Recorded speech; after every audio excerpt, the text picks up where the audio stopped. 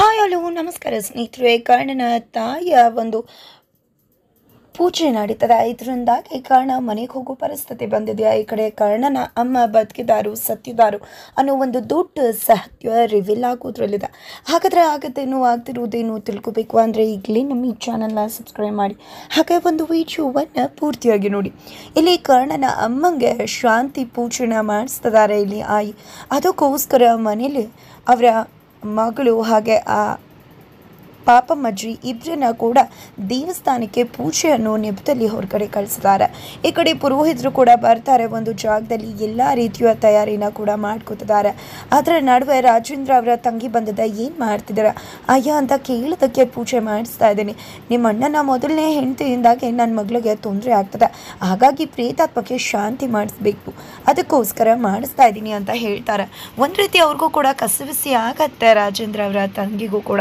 ನಂತರ ಅವ್ರ ಮಗಳು ಬರ್ತಾರೆ, ಏನು ಮಾಡ್ತಿದ್ರ ಅಯ್ಯ ಅಂತ ಕೇಳಿದಾಗ ಪೂಜೆ ನಡೀತದ. ನಿಮ್ಮ ದೊಡ್ಡ ಅತ್ತೆಗೆ ಪೂಜೆ ಆಗ್ತದೆ, ಪ್ರೀತಾತ್ಮ ಆಗಿ ನನ್ನ ಮಗಳಿಗೆ ತೊಂದರೆ ಕೊಡ್ತಿದ್ದಾರೆ ಅದಕ್ಕೆ ಅಂತ ಹೇಳ್ತಾರೆ.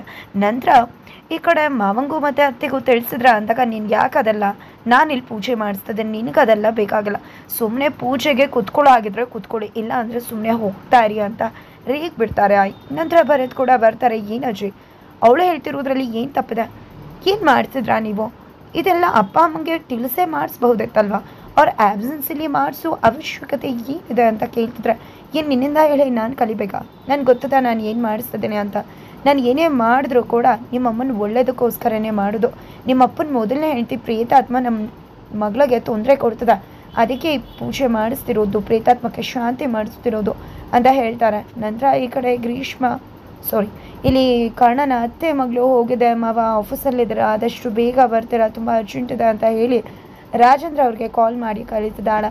ನಂತರ ಈ ಕಡೆ ಕರ್ಣನ ಹಾವಳಿ ಅಬ್ಬರ ಜಾಸ್ತಿ ಆಗಿದೆ. ಗ್ರೀಷ್ಮ ಕಸ ಗುಡಿಸ್ಬೇಕಾಗಿದೆ, ಬಿಕಾಸ್ ಅವ್ರ ಅಮ್ಮ ಕಸ ಗುಡಿಸಿ ಮನೆ ಗುಡಿಸು ಅಂತ ಹೇಳಿದ್ದಾರೆ, ಹಾಗಾಗಿ ಯಾವ ಕರ್ಮನಪ್ಪ ನಂದು ಅಂತ ಅಂದ್ಕೊಂಡು ಮಾಪ್ ಮಾಡ್ತಿದ್ದಾಳೆ ಇಲ್ಲಿ ಗ್ರೀಷ್ಮ. ಅಷ್ಟರಲ್ಲಿ ಈ ಕಡೆ ಅವರ ತಮ್ಮ ಸ್ವರೂಪ ಹಾಗೆ ತಾತ ಇಬ್ಬರು ಕೂಡ ಮಳೆ ಬರುತ್ತೇನೋ, ನಮ್ಮ ಗ್ರೀಷ್ಮ ಇವತ್ತು ಕೆಲಸ ಮಾಡ್ತಿದ್ದಾಳೆ, ನೋಡ್ತಿದ್ರೆ ಆಶ್ಚರ್ಯ ಆಗ್ತದೆ ಅಂತ ರೇಗಿಸ್ತಿದ್ದಾರೆ.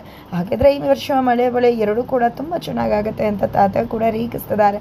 ನಂತರ ಇದೇ ರೀತಿ ಮಾತಾಡ್ತಿದ್ರೆ ಮಾಪ್ ತಗೊಂಡು ನಿನ್ನ ಮುಖ ಎಲ್ಲ ಒರೆಸ್ಬಿಡ್ತೀನಿ ನೋಡು, ನನ್ನ ಕಷ್ಟ ನನಗಾದ್ರೆ ಆ ಕಣ್ಣ ಒಳ ವೀಜೋ ಇಟ್ಕೊಂಡು ಈ ರೀತಿಯೆಲ್ಲ ಆಟ ಆಡಿಸಿದಾನೆ, ನಮ್ಮಮ್ಮನೂ ಒಂದು ತಾಳಕ್ಕೆ ತಕ್ಕ ಕುಣ್ಕೊಂಡು ನನಗೆ ಇಷ್ಟೆಲ್ಲ ಮಾಡ್ತಿದ್ದಾರೆ ಅಂತ ಕೋಪ ಮಾಡ್ಕೊತಿದ್ದಾಳೆ ಗ್ರೀಷ್ಮ. ಏನು ಮಾತಾಡ್ತಾ ಗ್ರೀಷ್ಮ, ವೀಜೋ ಅಂತ ಹೇಳ್ದಾಗಿತ್ತು ಅಂತ ಸ್ವರೂಪ ಹೇಳ್ತಿದ್ದಾಗೆ ಅಮ್ಮ ಬರ್ತಾರೆ, ಏನೇ ನಿನ್ನ ಮನೆ ಒರೆಸು ಅಂತ ಹೇಳಿದ್ದು, ಅದನ್ನು ಬಿಟ್ಬಿಟ್ಟು ಹಾಟೆ ಹೊತ್ಕೊಂಡು ಕೂತ್ಕೋ ಅಂತಲ್ಲ, ಆ ಕರ್ಣ ಯಾವತ್ತು ತೊಲಗ್ತಾನೋ ಅವ್ನಿಗೆ ಇದ್ದಷ್ಟು ದಿನ ನೆಮ್ಮದಿನೇ ಇಲ್ಲ ಅಂತ ಅನ್ಕೋತಿದ್ದಾಗೆ ಕರ್ಣ ಬರ್ತಾರೆ. ಹೋಗ್ತಿದ್ದೇನೆ ಮೇಡಮ್, ನಮ್ಮ ಮನೆಗೆ ನಾನು ವಾಪಸ್ ಹೋಗ್ತಿದ್ದೀನಿ ಅಂತ ಹೇಳಿದ ತಕ್ಷಣ ಈ ಕಡೆ ಹೋಗ್ತಿದ್ದಾನೆ ಅನ್ನೋ ಖುಷಿಗೆ ಮೋಪನೆ ಬೆಳೆಸ್ಬಿಡ್ತಾಳೆ. ಈ ಕಡೆ ಗ್ರೀಷ್ಮ, ಏನು ಖುಷಿ ಆಗ್ತಿದ್ಯಾ ಅಂತ ಕೇಳ್ತಿದ್ದಾರೆ. ಇಲ್ಲಪ್ಪ ಏನೇ ಹೇಳ್ತಿದ್ಯಾ, ಮನೆಗೆ ಹೋಗ್ತಿದ್ಯಾ ಅಂತ ಚಿಕ್ಕಮ್ಮ ನಳಿನವ್ರು ಕೇಳ್ತಿದ್ರೆ, ಹೌದು ಮನೆಗೆ ಹೋಗ್ತಾ ಇದ್ದೀನಿ ಅಂತ ಹೇಳ್ತಾರೆ. ನಿಜವಾಗ್ಲೂ ಮನೆಗೆ ಹೋಗ್ತಿದ್ಯಾ ಅಂತ ಕೇಳಿದಾಗ, ಯಾಕೆ ನಾನು ಮನೆಗೆ ಹೋಗಬೇಕು ಅಂತಾನೆ ಕಾಯ್ಕೊಂಡು ನಿಂತಿದ್ರ ಅಂತ ಅನ್ನಿಸ್ತದೆ ಅಂತ ಕರ್ಣ ಹೇಳಿದಕ್ಕೆ, ಇಲ್ಲಪ್ಪ ಇಲ್ಲ, ನೀನೇ ಮನೇಲಿದ್ದಷ್ಟು ಇಷ್ಟು ಚೆನ್ನಾಗಿತ್ತು, ನೀನೇ ಮನೆಯಿಂದ ಹೋಗ್ತಿದ್ದಾಗೆ ಬಿಕೋ ಅಂತ ಅನಿಸುತ್ತೆ, ತುಂಬ ಬೇಜಾರಾಗುತ್ತೆ ಅಂತ ನಳಿನವರು ಶ್ರಮ ಮಾಡ್ತಿದ್ದಾರೆ. ಅಯ್ಯೋ ನಿಮಗೆ ಹರ್ಟ್ ಆಗಬಾರ್ದು ಅಂತಾನೆ ಹೀಗೆ ಹೋಗಿ ಮನೆಗೆ ಹೋಗಿ ಅಮ್ಮ ನೋಡಿಕೊಂಡು ಬಟ್ಟೆ ತೊಗೊಂಡು ಹಾಗೆ ವಾಪಸ್ ಬಂದುಬಿಡ್ತೀನಿ, ಏನೂ ಕೂಡ ಯೋಚನೆ ಮಾಡಬೇಡಿ ಅಂತ ಕರ್ಣ ಚೂಪ್ ಕೊಡ್ತಾನೆ.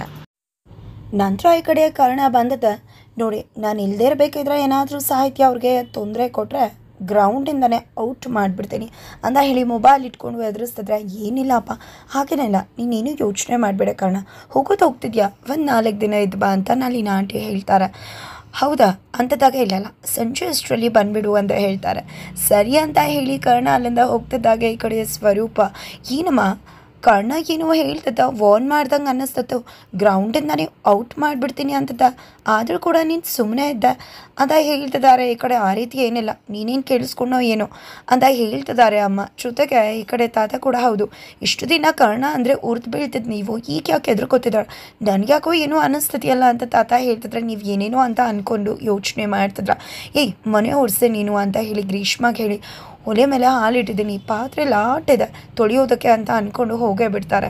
ಏನಾಗ್ತದೆ ಇಲ್ಲಿ ಅಂತ ತಾತ ಕೇಳೋದಕ್ಕೆ ಗೊತ್ತಿಲ್ಲ ಅಂತ ಸ್ವರೂಪ್ ಕೂಡ ಹೇಳ್ತಾನೆ. ನಂತರ ಈ ಕಡೆ ಅರುಂಧತಿ ಹಾಗೆ ಪಾಪಮ್ಮಜ್ಜಿ ಇಬ್ಬರು ಕೂಡ ದೇವಸ್ಥಾನದಿಂದ ಬರ್ತಾರೆ, ಏನಾಗ್ತದೆ ಇಲ್ಲಿ ಅಂತ ಹೇಳಿ ತುಂಬ ಟೆನ್ಷನಲ್ಲಿ ಒಳಗಡೆ ಬರ್ತಿದ್ರೆ ಈ ಕಡೆ ಪೂಜೆ ನಡೀತದೆ. ಏನಮ್ಮ ಮಾಡಿಸ್ತಿದ್ಯಾ ನೀನು ಅಂತದಾಗ ಇಷ್ಟು ಬೇಗ ದೇವಸ್ಥಾನದಿಂದ ಬಂದುಬಿಟ್ರ ಅಂದಾಗ, ದೇವಸ್ಥಾನದಿಂದ ಬರೋದಾ, ಅದಕ್ಕೆ ನಾನು ಈ ದೇವಸ್ಥಾನ ಕಳಿಸಿದ್ದು, ಏನಮ್ಮ ಇದೆಲ್ಲ ಪೂಜೆ ಅಂತ ಕೇಳ್ತಿದ್ದಾರೆ. ಈ ಕಡೆ ಪಾಪಮ್ಮಜ್ಜಿ ಬಂದಿದ್ದೆ, ಅವರು ಹಿಂದೆ ದಿನ ಮಾತನಾಡಿದ್ದು, ನೀವು ಸರಿಯಾದ ಟೈಮಿಗೆ ಬಂದುಬಿಡಿ, ಎಲ್ಲ ಕೂಡ ಅರೇಂಜ್ ಆಗಿರುತ್ತೆ ಅಂದದ್ದು. ನಂತರ ಪಾಪಮ್ಮಜ್ಜಿ ಹತ್ರ ಹೋಗಿ ಅರುಂಧತಿ ದೇವಸ್ಥಾನಕ್ಕೆ ಹೋಗಬೇಕು, ಪೂಜೆ ಮಾಡಿಸ್ಬೇಕು ಅಂತದಾಳೆ. ಈ ಮನೆಗೆ ಒಳ್ಳೇದಾಗತ್ತೆ ಇವತ್ತು ಅಂತ ಹೇಳಿದ್ದು. ಕಾರಲ್ಲಿ ಹೋಗಬೇಕಿದ್ರೆ ನೀವು ಪೂಜೆಗೆ ಹೋಗಬೇಕು ಅಂತ ನನಗೆ ಹೇಳಿದ್ರು, ನಾನು ಪೂಜೆಗೆ ಹೋಗಬೇಕು ಅಂತ ನಿಮ್ಗೆ ಹೇಳಿದ್ದಾರೆ ಆಯಿ ಅಂತ ಅರುಂಧತಿ ಅವ್ರು ಹೇಳಿದ್ದು ಎಲ್ಲ ಕೂಡ ನೆನಪಾಗುತ್ತೆ. ಅದಕ್ಕೆ ನನ್ನ ಅರುಂಧತಿನೂ ಇಬ್ಬರನ್ನ ಕೂಡ ಪೂಜೆ ಕಳಿಸಿದ್ದು ನೀವು ಅಂದಾಗ, ಹೌದು ಅದಕ್ಕೇನೆ ಅಂತ ಹೇಳ್ತಿದ್ದಾರೆ. ಏನಮ್ಮ ನಮ್ಮ ಅಬ್ಸೆನ್ಸಲ್ಲಿ ಏನಿದೆಲ್ಲ ಪೂಜೆ ಹೇಳ್ಬೋದಿತ್ತಲ್ವ ಅಂದಿದ್ರೆ, ಹೇಳಿದ್ರೆ ನೀವು ಯಾರು ಕೂಡ ಈ ಪೂಜೆಗೆ ಒಪ್ಕೋತಿರ್ಲಿಲ್ಲ, ಅದಕ್ಕೋಸ್ಕರ ಹೇಳ್ದೆ ಮಾಡಿಸ್ತಿರೋದು. ನಾನು ಏನೇ ಮಾಡಿಸ್ತಿದ್ರು ಅದು ನೀನು ಒಳ್ಳೇದಕ್ಕೋಸ್ಕರನೇ. ಅವತ್ತು ಈ ಪುರೋಹಿತರು ಏನು ಹೇಳಿದ್ರು ಹೇಳು, ಯಾವುದಾದ್ರೂ ಒಂದು ಆತ್ಮಕ್ಕೆ ನಾವು ಸರಿಯಾಗಿ ಸಂಸ್ಕಾರ ಮಾಡಲಿಲ್ಲ ಅಂದರೆ ಆ ಆತ್ಮ ಬಂದು ಪ್ರೇತಾತ್ಮವಾಗಿ ತೊಂದರೆ ಕೊಡುತ್ತೆ ಅಂತಲ್ವ. ರಾಜೇಂದ್ರನ ಹೆಂಡತಿ ಹೋಗಿ ಎಷ್ಟು ದಿನ ಆಯಿತು ಮನೆ ಬಿಟ್ಟು, ಎಲ್ಲಿ ಸತ್ತು, ಯಾವ ಸಂಸ್ಕಾರ ಆಗದೆ ಏನಾಗಿದೆಯೋ ಏನು ಅಂತ ಆಯಿ ಹೇಳ್ತಿದ್ದಾಗೆ ರಾಜೇಂದ್ರ ಅವರು ಎಂಟ್ರಿ ಕೊಟ್ಟು ಕೇಳಿಸ್ಕೊಂಡು ಕೆಂಡಾಮಂಡಲ ಆಗ್ತಿದ್ದಾರೆ. ನಂತರ ಈ ಕಡೆ ಆಯಿ, ನಾನು ಏನೇ ಮಾಡಿದ್ರು ಕೂಡ ಈ ಮನೆ ಒಳ್ಳೇದಕ್ಕೋಸ್ಕರನೇ, ನಿನ್ನ ಒಳ್ಳೇದಕ್ಕೋಸ್ಕರನೇ ಮಾಡ್ತಿರೋದು. ಆ ಪ್ರೀತಾತ್ಮಕ ಸಂಸ್ಕಾರ ಆಗಿದೆಯೋ ಇಲ್ವೋ ಅದಕ್ಕೋಸ್ಕರ ಇಷ್ಟೆಲ್ಲ ತೊಂದರೆ ಆಗ್ತಿರ್ಬೋದು ನಿನಗೆ. ರಾಜೇಂದ್ರ ಕೂಡ ಸಂಸ್ಕಾರ ನೆಟ್ಟಾಗಿ ಮಾಡಿಲ್ಲ, ಯಾರೂ ಕೂಡ ಮಾಡಿಲ್ಲ ಅನಿಸುತ್ತೆ, ಅದಕ್ಕೆ ಅದರಿಂದ ನನಗೆ ತೊಂದರೆ ಆಗ್ತದೆ ಅಂತಾನೆ ನಾನು ಈ ಪೂಜೆನ ಮಾಡಿಸ್ತಿರೋದು ಅಂತ ಹೇಳ್ತಿದ್ದಾರೆ. ಏನು ಮಾತಾಡ್ತಿದ್ರ ಆಯಿ ಅಂತ ಅರುಂಧತಿಯವರು ಹೇಳ್ತಿದ್ದಾಗೆ ರಾಜೇಂದ್ರ ಅವರು ಆಯಿ ಅಂತ ಜೋರಾಗಿ ಕೂಗ್ಬಿಡ್ತಾರೆ. ಈ ಕಡೆ ಆಯಿ ಬೆದ್ರು ಹೋಗ್ತಾರೆ. ತಕ್ಷಣ ಬಂದಿದೆ, ಯಾರು ಕೇಳಿ ನನ್ನ ಮನೇಲಿ ಈ ಪೂಜೆನ ಮಾಡಿಸ್ತಿದ್ರೆ, ನಾನು ಪರ್ಮಿಷನ್ ತೊಗೊಂಡಿದ್ರ ಅಂತ ಹೇಳ್ತಿದ್ರೆ, ನಾನು ಏನೇ ಮಾಡಿದ್ರು ಅದು ನಿಮ್ಮ ಹೆಂಡತಿ, ನನ್ನ ಮಗಳು ಅರುಂಧತಿ ಒಳ್ಳೇದಕ್ಕೋಸ್ಕರನೇ. ನಿಮ್ಮ ಮೊದಲನೇ ಹೆಂಡತಿಯಿಂದ ಇಷ್ಟೆಲ್ಲ ತೊಂದರೆ ಆಗ್ತದೆ, ಅದಕ್ಕೋಸ್ಕರ ಈ ಪೂಜೆನ ಮಾಡಿಸ್ತಿರೋದು. ನಾನು ಏನು ಯಾರ ಮದುವೆನೂ ನಿಲ್ಲಿಸಿಲ್ಲ, ಯಾವ ತಪ್ಪು ಮಾಡಿಲ್ಲ ಅಂತ ಹೇಳ್ತಿದ್ದಾರೆ ಆಯಿ. ನಂತರ ಈ ಕಡೆ ನೀವು ಏನು ಮಾಡ್ತಿದ್ರೋ ನಿಜವಾಗ್ಲೂ ಅದು ಸರಿಯಿಲ್ಲ, ಈ ಪೂಜೆನ ಈಗಲೇ ನಿಲ್ಲಿಸಿ ಅಂತ ಹೇಳ್ತಿದ್ರೆ, ಆ ರೀತಿ ನಿಲ್ಲಿಸ್ಬಾರ್ದಪ್ಪ. ಆಮೇಲೆ ಈ ರೀತಿ ಶಾಂತಿನ ನಿಲ್ಲಿಸಿದ್ರೆ ಪಾಪ ಆ ಸತ್ತೋಗಿರೋ ಆತ್ಮ ತ್ರಿಶಂಕು ಸ್ಥಿತಿಲಿ ಸಿಕ್ಬಿಡುತ್ತೆ ಅಂದಾಗ ಇದರ ಅವಶ್ಯಕತೆ ಇಲ್ಲ ಇಲ್ಲಿ ಅಂತ ಹೇಳ್ತಿದ್ದಾರೆ. ಆದರೂ ಕೂಡ ಪೂಜೆ ಮಾಡಿಸ್ಲೇಬೇಕು ಅಂತ ಪುರೋಹಿತರು ಹೇಳ್ತಿದ್ದಾಗ, ಯಾರು ಹೇಳಿದ್ದು, ಸತ್ತಿದ್ರೆ ತಾನೇ ಪೂಜೆ ಮಾಡಿಸೋದು, ನನ್ನ ಹೆಂಡತಿ ಅನು ಸತ್ತಿಲ್ಲ, ನನ್ನ ಹೆಂಡತಿ ಅನು ಬದುಕಿದ್ದಾಳೆ ಅಂತ ಹೇಳಿ ಆ ಪೂಜೆನ ಹಾಗೆ ಹಾಳು ಮಾಡಿಬಿಡ್ತಾರೆ ರಾಜೇಂದ್ರ ಅವರು. ತಕ್ಷಣ ಎಲ್ರಿಗೂ ಕೂಡ ಶಾಕ್ ಆಗುತ್ತೆ. ಬಟ್ ಅರುಂಧತಿ ಪಾಪಮ್ಮಚ್ಚಿ ಎಲ್ರಿಗೂ ಕೂಡ ಅವ್ರು ಬದುಕಿರೋ ವಿಷಯ ಗೊತ್ತದೆ, ಬಟ್ ಆಯಿಗೆ ಗೊತ್ತಿರಲಿಲ್ಲ. ಅಷ್ಟರಲ್ಲಿ ಕರ್ಣನ ಎಂಟ್ರಿ ಆಗುತ್ತೆ, ಕರ್ಣಗೂ ಕೂಡ ಬಿಗ್ ಶಾಕ್ ಆಗುತ್ತೆ. ಜೊತೆಗೆ ಅವಳು ನನ್ನ ಕಣ್ಮುಂದೆ ಇಲ್ಲ ಅಂದ ಮಾತ್ರಕ್ಕೆ, ಮನೇಲಿಲ್ಲ ಅಂತ ಮಾತ್ರಕ್ಕೆ ನನ್ನ ಅನು ನನ್ನ ಹೆಂಡತಿ ಸತ್ತಿದ್ದಾಳೆ ಅಂತ ಹೀಗೆ ನಿರ್ಧಾರ ಮಾಡಿದ್ರಿ, ನನ್ನ ಅನು ಸತ್ತಿಲ್ಲ ಬದುಕಿದ್ದಾಳೆ ಅಂತ ಒತ್ತು ಹೇಳ್ತಿದ್ದಾರೆ ಈ ಕಡೆ ರಾಜೇಂದ್ರ ಅವರು.